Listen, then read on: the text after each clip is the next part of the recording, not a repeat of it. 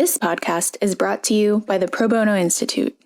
PBI is a nonprofit organization that supports, enhances, and helps to transform the pro bono efforts of major law firms, in-house corporate legal departments, and public interest organizations in the U.S. and around the world.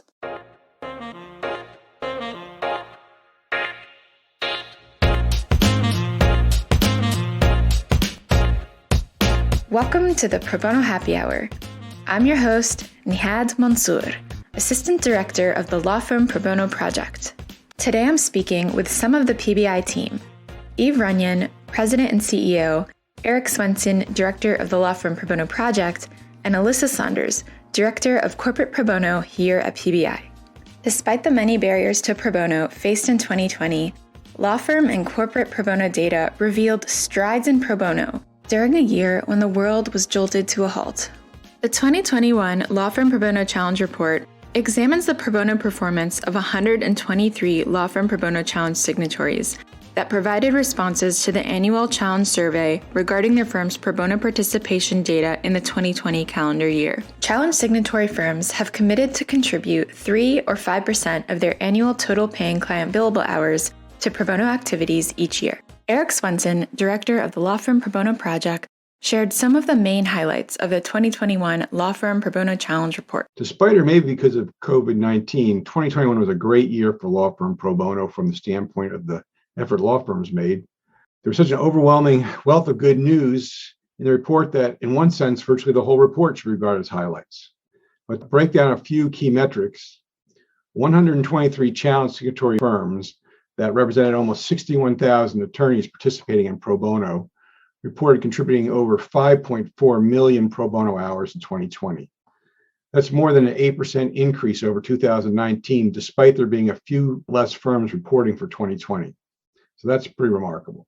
Also, the average pro bono hours per attorney was 69.2 hours, which is substantially better than the minimum challenge standard of 60 hours per year, and greatly exceeds the ABA model Rule 6.1 target of at least 50 hours per year. This statistic is even more impressive than it sounds because the average factors in all lawyers at a firm, regardless if they're actually participating in pro bono or not. If you look at just attorneys participating in pro bono, they averaged just over 89 pro bono hours each in 2020. The disparity between average pro bono hours per firm attorney and average pro bono hours per participating attorney is shrinking as participation in pro bono continues to grow. The percentage of attorneys participating in pro bono was also up last year and now stands at 77.7%. Particularly notable was the increase in partner participation, with 69.5% of partners having contributed. This is the closest partners have ever come to matching the associate participation rate, which was 88.7% in 2020. While we need more attorneys to catch the pro bono wave, we're getting closer to what should be the norm: universal participation. More attorneys than ever are honoring their long-recognized professional obligation to contribute to access and justice, and we hope that trend continues. Not only are more lawyers contributing more pro bono hours than ever, in 2020, their work was focused on the area of greatest needs, helping individuals of limited means. While under the challenge, law firms commit to concentrating most of their pro bono efforts on aiding individual limited means and organizations providing free legal services to individuals of limited means. In 2020, law firms devoted 71% of their pro bono time to these causes. Fantastic. Of course, we can't be complacent because the access to justice gap appears to be growing despite the increased emphasis on pro bono we're seeing from challenge signatories. Erik noted some significant differences between 2020 data and other years. 2020 didn't just see improvement in law firm pro bono over 2019. It was truly a record-setting year. Total pro bono hours were the highest ever seen, part of a growth trend that's been going on since 2015 after a plateau between 2010 and 2015. Hours in 2020 were well in excess of twice that achieved 15 years earlier in 2005. Pro bono's share of total billable hours also set a new high in 2020, with pro bono work representing 4.2% of total challenge signatory billable hours for the year. This is a 5% increase over 2019, which in turn was a 5% increase over 2018. While firms of all sizes improved their pro bono percentage in 2020, firms between 50 and 199 attorneys had the biggest uptick, with an improvement of 20% over the prior year. This is not a reflection of such firms having a business turned down during the pandemic, Firms with 50 to 109 lawyers also had the greatest increase in pro bono hours per attorney, jumping an astounding 36% year over year. One of PBI's sweet spots has always been assisting our smallest members, who may not have as many internal resources to enhance their pro bono programs. So this result is particularly gratifying for me. We encourage all firms to take advantage of the 15 plus free pro bono program consultation hours that comes with membership in the Law Firm Pro Bono Program Initiative in order to support their improvement efforts. Another significant difference over most years is that 62% of challenge signatory firms with a goal of devoting at least 3% of billable hours to pro bono met their goal. The 3% goal is aspirational, so it's to be expected that not every firm will meet the goal every year. But 2020 is only the third year in the last 20 that over 60% of firms achieved this goal. The analysis of the data traditionally collected from law firm pro bono challenge signatories has expanded in recent years. Erik shared more about how PBI has enhanced the Law Firm Pro Bono Challenge Report. PBI is re-examining the ways it analyzes the information that it has traditionally collected, both to make the information presented more meaningful and insightful. For example, with regard to reporting in more meaningful ways, we've enhanced the way we report charitable giving.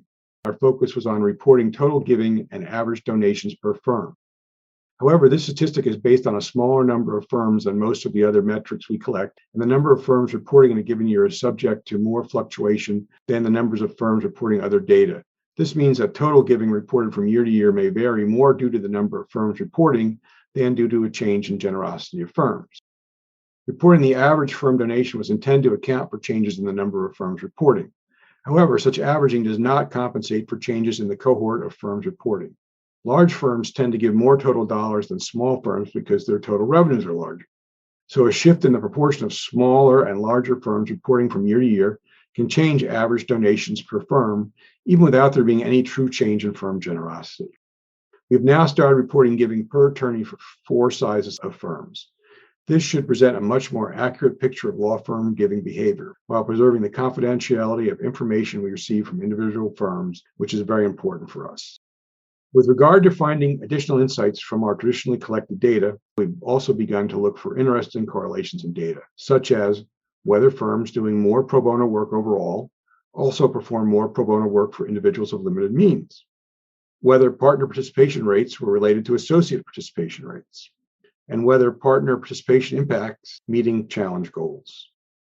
The various correlations we discovered do not prove causation, and the specific results are too detailed to go into here, but the information is set forth in the report and provides some food for thought for law firms looking to take their programs to the next level.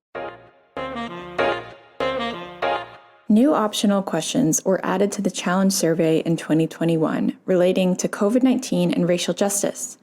Erik explained more about the insight gained from the responses to those questions. While we make an effort to keep our survey questions at a minimum, knowing that law firms would rather spend their time doing pro bono as opposed to reporting on it, we did conclude that adding a few questions could really provide useful insight to law firms in managing their pro bono programs. For one, we'd heard many times from our members and challenge signatories that the racial justice movement and COVID-19 had significantly affected their pro bono programs, but we had no systematic data to benchmark this impact. So we added questions around these topics. Though I cannot go nearly into the detail contained in the report during this brief interview, I can say we came away with a substantial amount of valuable information. For example, far from paring back their pro bono programs to focus on their own COVID-19 related challenges, law firms aggressively responded to the pandemic by helping others with their pandemic challenges via pro bono. Indeed, 97% of responding firms indicated they had provided pro bono services directly in response to the pandemic in 2020, and firms that were able to quantify those efforts spent 8% of their pro bono hours on assisting with COVID-19 driven legal matters. We also gained insight into the type of matters focused on by such firms, like compassionate release of prisoners, which can provide inspiration for firms looking for ways to help and at the same time point to areas that may not be getting enough attention. Similarly, our report discloses that challenge signatory firms reported making a strong response to the renewed call for racial justice, with 94% of responding firms indicating they had adopted a new or renewed focus on racial justice in 2020. Like COVID-19, we were able to ascertain the types of matters being focused on by law firms in pressing for racial justice. We also asked for a bit more detail with respect to pro bono staffing, with partner and associate participation rates hitting such high numbers, even 100% at a significant number of firms. We realized that further growth in an important segment of law firms would likely come in other areas. So we added questions breaking down participation among lawyers in other classifications, law students, and other law firm staff to be able to assess things. Asking these questions for 2020 not only provided us with a useful snapshot of areas on which we had little or no systematic data previously, they lay an important foundation for the years ahead. As we get information from subsequent years, we'll be able to evaluate and report on trends in these areas that can provide even more valuable benchmarking information for law firms and other interested stakeholders. Erik was surprised by some of the data in the report. The report data provided me with a few surprising revelations. First, of course, was the increase in total pro bono hours for 2020. The prior year, 2019, had shown no growth from 2018, and with all the uncertainty and some attorney layoffs or furloughs associated with COVID-19, I was not confident that pro bono hours could hit 5 million in 2020, much less jump by 8% in a single year. Another surprise was that 87% of the increase in pro bono hours between 2020 and 2019 was devoted to services benefiting individuals of limited means. As I noted previously, law firms were already focusing the majority of their work on addressing limited means related needs. To increase the proportion of limited means work even further in a year with such dramatic increase in overall pro bono hours is particularly striking. A third surprise was the correlation we found between increased partner participation and increased pro bono hours per participant. If I had been asked to guess about the relationship between partner participation and pro bono hours per participant, I might have predicted that higher partner participation could lead to lower pro bono hours per participant by virtue of partners putting in fewer hours on pro bono than associates and other firm lawyers. However, the data shows that not only are partners not just paying lip service pro bono, but their participation appears to spur other attorneys to up their hours as well, providing a real benefit to the firm when partners increase their participation. One last surprise I'll mention is the generosity of firms in our smallest member tier, 50 to 199 attorneys. I assume that due to economies of scale, the larger a law firm, the more likely it would be to donate a larger sum to legal service organizations, even when measured on a per lawyer basis. However, the smallest firms averaged almost $1,500 of giving per attorney, not too far off from the $1,700 per attorney of our largest members, and nearly 3 times as much per attorney as our 2 middle membership tiers. This has not always been the case, so I'm anxious to see what 2021 brings. On the corporate side, the 2021 CPBO Challenge Report examines the pro bono performance of 44 corporate pro bono challenge signatories that provided responses to an annual survey regarding their department's pro bono participation rates in the 2020 calendar year. Director of Corporate Pro Bono, Alyssa Saunders, gave an overview of the main highlights of the 2021 CPBO Challenge Report. I'll start off by noting that this is a really exciting year for the Corporate Pro Bono Challenge Initiative. It is our 15th anniversary, and we are really encouraging new signatories to make a public commitment to increasing access to justice through pro bono by joining us. Turning to the 2021 Corporate Pro Bono Challenge Report, as the report was titled, In-House Pro Bono in a Challenging Year, the theme of that report really was that in-house pro bono engagement faced a number of challenges in the year 2020. While some departments reported participation rates consistent with prior years, others experienced a dip in participation due to the extraordinary events of last year that impacted in-house pro bono programs. Overall, in 2020, the average U.S. in-house lawyer pro bono participation rate for signatories dropped below 50% for the first time since 2014. It was at 49% last year. And the in-house legal staff rate for U.S. in-house legal staff dropped to the lowest level since CPBO began issuing CPBO challenge reports, down to 26%. There were several possible reasons for this decline, all connected to the pandemic. At least 29% of responding departments reported decreased volunteer engagement in pro bono. Many regular volunteers were unable to continue their pro bono practice due to factors such as increased business demand and increased family or caregiving responsibility, while others experienced general fatigue with remote work. These hardships appear to have been more acute in certain industries. Not surprisingly, the healthcare industry saw the steepest decline in pro bono participation by U.S. lawyers, dropping from 72% participation in 2019 to 35% in 2020. The utilities industry also saw a large drop from 84% participation of U.S. lawyers in the prior year to 60% participation last year. But other industries such as media, financial services, and insurance stayed fairly steady with regard to their U.S. participation rates. At the same time, the report showed that departments really did pull together in a time of crisis. Many departments reported engaging in pro bono work directly in response to the COVID-19 and racial justice crises. Some of the ways that they helped include assisting small businesses and nonprofits with applying for loans and addressing employment and other issues related to the pandemic, drafting wills for healthcare workers, working on eviction, diversion, and eviction defense, helping prisoners seek compassionate release, assisting domestic violence survivors, holding virtual clinics on expungement, family law, estate planning, and other topics, and answering legal questions remotely through online platforms. Additionally, in 2020, many corporations pledged money and action to support racial equity and tackle systemic racism. Many legal departments prioritize pro bono opportunities to further racial justice and serve marginalized communities.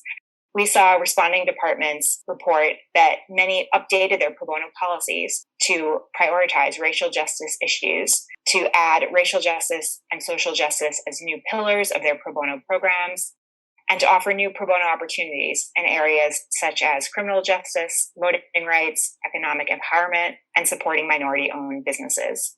Therefore, on the whole, while department-wide participation rates did decline in 2020, we are encouraged that this reduction does not reflect a dampening of signatories' commitment to pro bono. The creation of these new programs and the innovations that capitalized on remote platforms are truly encouraging, and we believe these are sustainable developments that will support the growth of impactful in-house pro bono work in the coming years.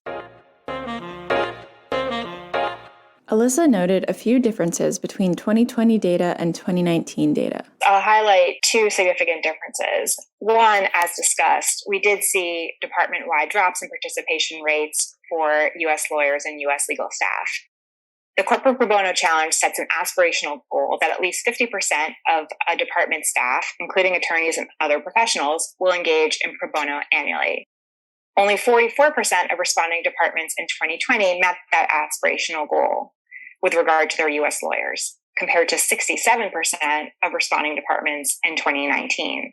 So again, that's a fairly substantial drop. When we examine the subset of legal departments that responded to our Corporate Pro Bono Challenge survey in consecutive years, we see those same trends. For those departments that responded in both 2020 and 2019, only 37% of departments met that aspirational goal of 50% pro bono participation for U.S. lawyers, compared to 62% of those same departments that met the goal 1 year prior.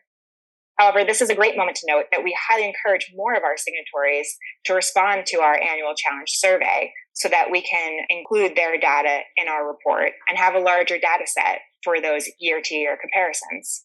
Second, one positive change of note is that global pro bono actually increased in 2020. We saw that 48% of responding departments with attorneys outside the U.S. engaged in legal pro bono outside of the U.S. That was up 10 percentage points from 2019, and we're really excited to continue tracking the growth of global in-house pro bono.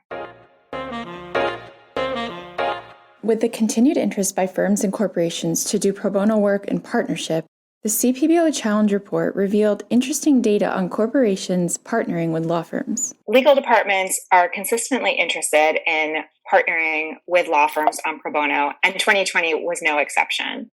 The Challenge survey found that 86% of responding legal departments entered into pro bono partnerships with outside law firms in 2020.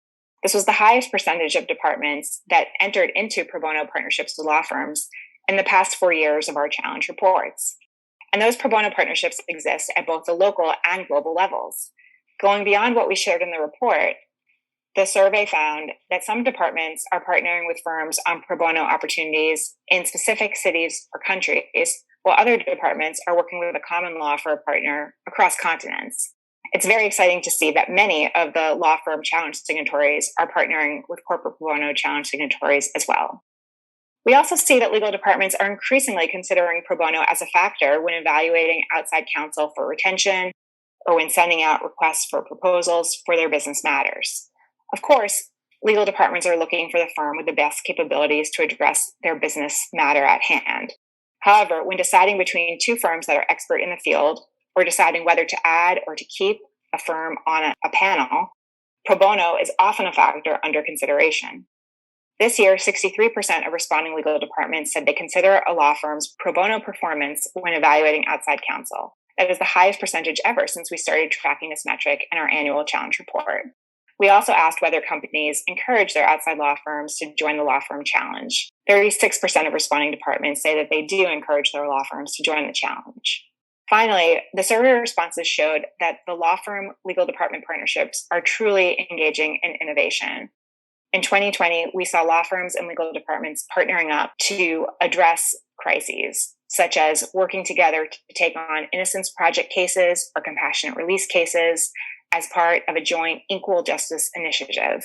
We also saw in-house and law firm lawyers working together to serve businesses and nonprofits that were responding to COVID-19. Going forward, we expect to see firms and departments continuing to work together to increase their impact.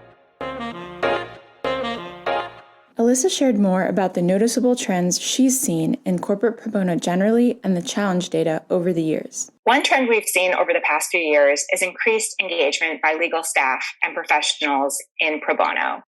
We've also seen increased engagement by employees outside of the legal department.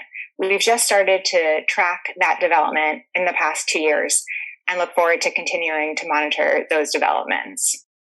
Another trend we've seen in corporate pro bono is a diversification in the types of pro bono opportunities that legal departments are taking on. While bite-sized opportunities like brief advice clinics remain very popular, we see departments taking on a very wide range of matters, everything from research projects, document drafting, application assistance, policy and advocacy, transactional work, helping small businesses and nonprofits, and litigation matters in areas ranging from housing to consumer debt to family law to asylum. The breadth and depth of in-house pro bono programs as they grow and mature is really incredibly exciting. We're also seeing some changes in the way that in-house pro bono programs are managed. Most pro bono programs are run by volunteer pro bono committees and co-chairs. However, a number of departments have devoted either a full-time attorney position, a full-time project manager, a part-time attorney position, an administrative professional, or some combination thereof to managing the pro bono program. These staffing changes can increase the capacity of the department to develop strategic priorities, organize new and impactful opportunities, and really grow their programs. It may be too soon to call this a trend, but CPBO will continue to collect data on this topic and it is developing new resources for departments that are considering hiring professionals to run their programs. Given the 2020 pro bono data in both reports, Runyon, PBI's CEO and president, gave her thoughts on the way in which the legal community has responded to the COVID-19 pandemic. 2020 was an extraordinary year for so many reasons. Even though we saw a difference in pro bono metrics between law firms and in-house legal departments, with law firm pro bono hours increasing and in-house participation rates on average decreasing, law firms and legal departments rallied in response to the crises of 2020. Universally, there was tremendous focus by firms and departments on the unique needs created by the pandemic. And while there were challenges to providing these services, it was inspiring to see so many law firms and legal departments work with and support legal services organizations as we collectively had to rethink how we deliver legal services to those in need. Moving to a virtual environment put strains on all aspects of legal services and impacted the entire legal community, from courts to legal services organizations to firms and companies. How the pandemic impacted each segment of the legal community was very different. For example, while the private bar was able to shift easily to working from home, many legal services organizations faced numerous challenges in shifting client services to remote work. Some did not have the technology at the start of the pandemic to support a remote work environment. While the firms and companies could easily shift to remote work, many faced layoffs, increased workloads, and more. And we can never forget the enormous impact of the pandemic on our clients, on those served. There is still a lot to learn, and there are a number of efforts across the legal community to capture lessons from the pandemic in hopes of improving the delivery of legal services. While we still face enormous challenges, I am encouraged by the passion, dedication, and innovation so many pro bono and access to justice champions brought in response to the pandemic. This is a community that shows up each and every time we face a crisis and rises to the challenge of continuing to address the legal needs of underserved communities, even when the pathway forward is unclear. Eve explains how the growing interest of firms and corporations in racial justice is significant to how the legal community can promote access to justice for all through pro bono. Similar to the response to the needs created or exacerbated by the pandemic, the response to the call for racial justice in the wake of the killing of George Floyd, Breonna Taylor, and Ahmaud Arbery was also inspiring. There has been a universal focus on racial justice among firms, legal departments that is unprecedented. It includes a strengthening of diversity and inclusion efforts to promote diversity and equity within the legal profession. This has incorporated more learning and education for employees on issues of race and equity. There has been increased giving to organizations that support Black and Brown communities. This includes legal services organizations, civil rights organizations, other nonprofits, as well as institutions of higher learning. There has been more visible engagement and advocacy to address policies that negatively impact Black and Brown communities. And for pro bono work, there has been an emphasis on matters that address racial injustice, both in terms of providing direct services and promoting systemic change. Some firms and legal departments have hired professionals to focus on pro bono and racial equity issues. Others have stood up racial justice pro bono initiatives or have made racial justice a pillar of their pro bono effort. And there's a lot more. The list is really quite long and impressive. The significance of this focus, or at least one significant aspect, is that it allows firms and departments to be even more intentional in how their programs promote access to justice and justice for all. It allows them to focus their efforts on longstanding inequities and to do so in a manner that is more holistic. It creates opportunities for firms and departments to be deliberate and create efforts to promote long-needed change for communities. Given the 2020 pro bono performance of law firms and corporations, Eve shared what she anticipates for pro bono in 2021. PBI issues its Law Firm Pro Bono Challenge and Corporate Pro Bono Challenge surveys in early 2022. So we will not have data on pro bono performance by firms and departments until later in 2022. Anecdotally, we know that the energy and commitment to pro bono and justice for all that we saw in 2020 continues into 2021. There certainly are elements to keep in mind that may impact pro bono performance in 2021, either for the good or the bad. This includes one, that many continue to work from home, or many continue to work from home in 2021. This includes firms, departments, and legal services organizations. This can serve both as a positive and a negative with regard to participation. Two, work demand remains high for some, limiting time to do pro bono. Three, while many kids have gone back to school this fall, some folks still have increased childcare or other home care responsibilities. Four, some in-person gatherings have resumed, which is great, but other services remain virtual, which can be both a positive and a negative. And finally, and probably most importantly, the energy for and commitment to pro bono remains high. This is true among leaders at firms and departments, so managing partners and general counsel, those who are running pro bono programs, whether it's your pro bono counsel, your pro bono coordinator, or the chair of your pro bono program, and pro bono volunteers, which is fantastic. Overall, PBI remains very encouraged. Whether hours and participation continue at the same level as last year, we'll have to wait and see. But we know that firms and departments will continue to do this extremely important work.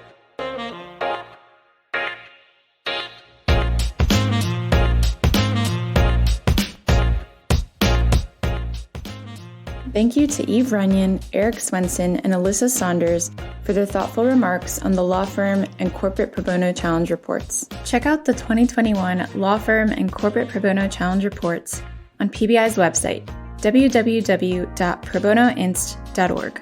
Be sure to like and subscribe to the Pro Bono Happy Hour. You can find us on iTunes, Spotify, and wherever you listen to podcasts. That's all for now, and thanks for listening, and we'll see you next time on the Pro Bono Happy Hour.